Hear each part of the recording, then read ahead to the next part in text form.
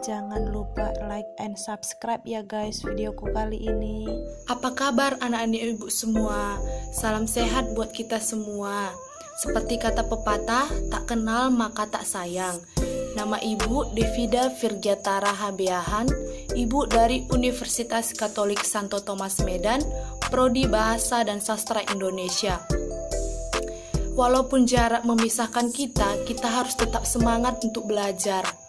Di sini ibu akan membacakan RPP kita yang standar kompetensinya itu memahami wacana lisan tentang berita, dan kompetensi dasarnya itu 5.1 menyimpulkan isi berita yang didengar dari televisi atau radio. Yang indikatornya itu yang pertama menyimak berita yang didengar dari televisi atau radio. Yang kedua, menentukan pokok-pokok berita dari televisi atau radio. Yang ketiga, menyimpulkan isi berita dari televisi atau radio. Di sini ibu ingin bertanya, apakah kalian tahu apa itu berita? Berita adalah laporan tercapainya mengenai fakta atau ide terbaru yang benar, menarik, dan atau penting bagi sebagian besar khalayak melalui media berskala seperti surat kabar, radio, televisi, atau media internet. Menyimak berita. Menyimak berita itu yang pertama, mendengarkan siaran radio atau televisi dengan cermat. Yang kedua, mencatat pokok-pokok berita yang didengar. Yang ketiga, menentukan informasi yang meliputi topik berita, tempat terjadinya berita, waktu terjadinya berita, orang yang diberitakan, proses terjadinya, dan faktor yang ada di dalamnya. Yang keempat, menyimpulkan berita yang didengar. Di sini ibu akan menunjukkan video sebuah berita. Semoga kalian menyimak ya anak-anak ibu. Hal ini terlihat dengan masih adanya penambahan kasus baru COVID-19. Berdasarkan data dari Satuan Tugas Penanganan COVID-19 hingga Minggu 27 Juni 2021, menunjukkan adanya penambahan 21.342 kasus baru COVID-19 dalam 24 jam terakhir. Hal ini merupakan rekor penambahan pasien COVID-19 tertinggi dalam sehari selama pandemi berlangsung. Penambahan tersebut menyebabkan total kasus COVID-19 di Indonesia saat ini mencapai 2.115.304 orang, terhitung sejak diumumkannya kasus pertama pada 2 Maret 2020. Adapun data juga bisa diakses publik melalui situs covid19.go.id. Sementara itu, data yang sama juga menunjukkan penambahan pasien yang dinyatakan sembuh dari COVID-19.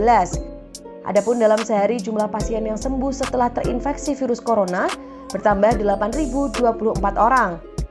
Sehingga jumlah pasien sembuh hingga saat ini mencapai 1.850.481 orang.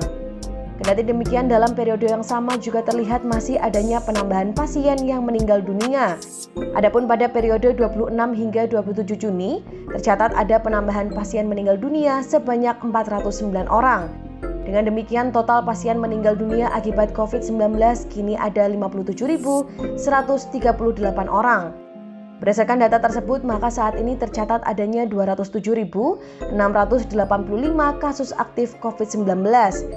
Adapun kasus aktif tersebut ialah para pasien yang sedang menjalani perawatan intensif di rumah sakit atau sedang menjalani isolasi mandiri. Selain itu, pemerintah juga mencatat adanya 129.891 orang yang suspek COVID-19 di Indonesia.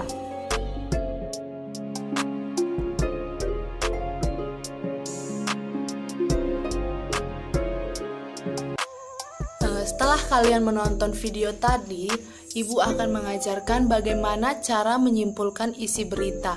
Pasti anak-anak ibu sudah kenal dengan rumus 5W tambah 1H.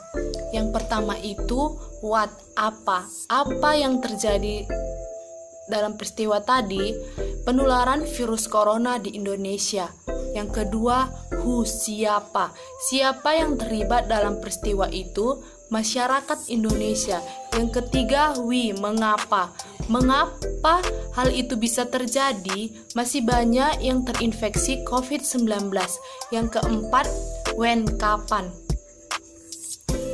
Bila mana atau kapan peristiwa itu terjadi?